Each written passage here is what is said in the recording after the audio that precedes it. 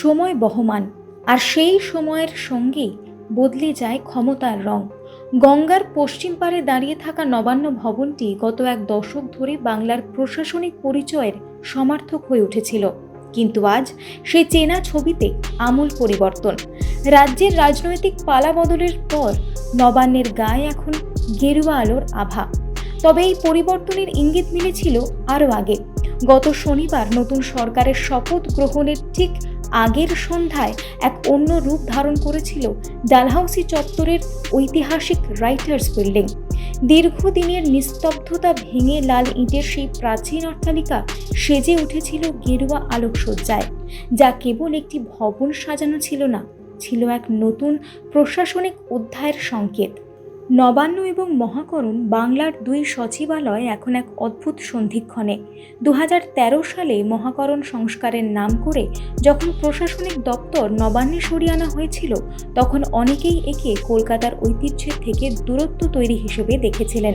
আর আজ সেই ইতিহাসের বৃত্ত সম্পূর্ণ হচ্ছে।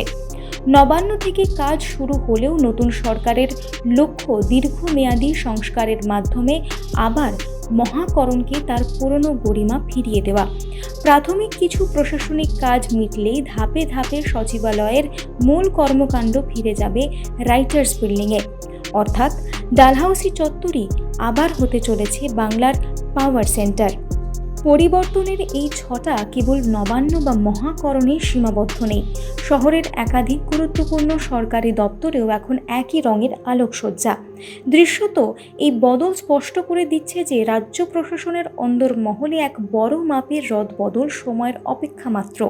স্থাপত্যের আধুনিকা নবান্ন নাকি ঐতিহ্যের ধারক মহাকরণ, প্রশাসনিক কর্মকাণ্ডে কোনটিকে বেশি গুরুত্ব দেওয়া হবে তা নিয়ে আলোচনা থাকবেই। তবে আপাতত শহর দেখছে এক নতুন সকালের প্রস্তুতি, যেখানে রঙের সাথে সাথে বদলাচ্ছে কার্যপ্রণালীর ঠিকানা। আপাতত এই পর্যন্তই। অন্যান্য সব খবরের জন্য দেখতে থাকুন ও নিউজ বাংলা।